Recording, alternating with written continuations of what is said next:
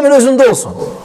Nə məndə olsun, nə onda olsun. Olmasın. Ona görə İmam Qurtubi, həmçinin Təbəri təfsirində gətirir ki, Musa aleyhissalam, düzdür, bu rivayətin əslində kəlam var, bəzi alimlər zəif deyib, lakin əlhəmdülillah, eyb etməz rivayət babından mənası düzdür. Bəzi Musa aleyhissalam bir dənə qadının yanından keçir. Gəlir qadının yanından keçir, gör qadın ağlayır. Deyir, məbi ki, nə olub sənə? Deyir, bəs qonşunun bir dənə inəyi var, o bir vedrə süd verir. Mənim isə inəyim vermir süd. Deyir, əlhəmdülillah, narahat olma, dua edirəm Allah subhanət hala sənə də bir vedrə süd verər. Nə olar ki? Musa aleyhissalam dua edir, Allah subhanət hala bu qadına da bir vedrə süd verir. Hər gün bir vedrə süd sağır, satır və dolanır. Musa aleyhissalam bir neçə vaxtdan sonra yenə keçir, gör, yenə ağlayır. Deyir, görəsən, yenə nə olub?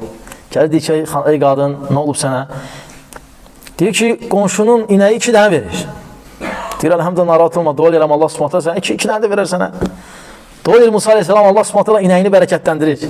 2 dənə, 2 vedrə. Biraz da keçir, Musa aleyhissalam aralaşır oradan bir neçə müddət. Musa aleyhissalam oradan keçəndə görür, qadın yenə ağlayır. Deyir ki, ey qadın, nə olub sənə yenə? Niyə ağlayırsan? Deyir ki, qonşunun inəyi 3 dənə verir. Deyir ki, yox, dua edirəm Allaha, Allah sənə də 3 dənə verir. Deyir, yox. Dua elə ki, onda da olmasın, məndə də. Yəni, heç kimdə olmasın, azından öləyim.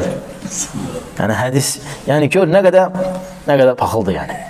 Ona görə, bu pik nöqtədir. Lakin bu o demək deyil, ancaq həsəd belə olur. Yox, ola bilər, istəyir ki, onda olmasın, gəlsin, bu da həsəddir. Və istəyir onda olmasın, o birisində olsun.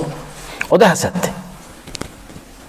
O da, lakin bu ən, yəni, zirvəsidir həsədin. Ona görə olmaz həsəd eləmək. Allah Taalanın onlardan sığınmağa əmr etdiyi bir sifətdir. Kafirləri vəsf etdiyi sifətdir. Allah Subhanahu əmr edib bizə ki, çəkinək o sifətdən. Və həmçinin Peyğəmbər sallallahu aleyhi ve sellem buyurur ki, bir-birimizin həsədini eləməyin. Və həmçinin Peyğəmbər sallallahu aleyhi ve sellem buyurur ki, səhih rivayətdə İbn Ömər radiyallahu Allah Rasulundan buyurur ki, Peyğəmbər sallallahu aleyhi ve sellem buyurur ki, ən xeyirli mömin qəlbi məxmum olandır və dili sadiq olandır. Dedilər, ya Rasulallah, dili sadiq olan başa düşdük, bəs məxmum nədir, qəlbi məxmum olan nədir? Dedi ki, qəlbi təqvalı olan, qəlbi təmiz olan, qəlbində nifrət olmayan və qəlbində həsəd olmayandır.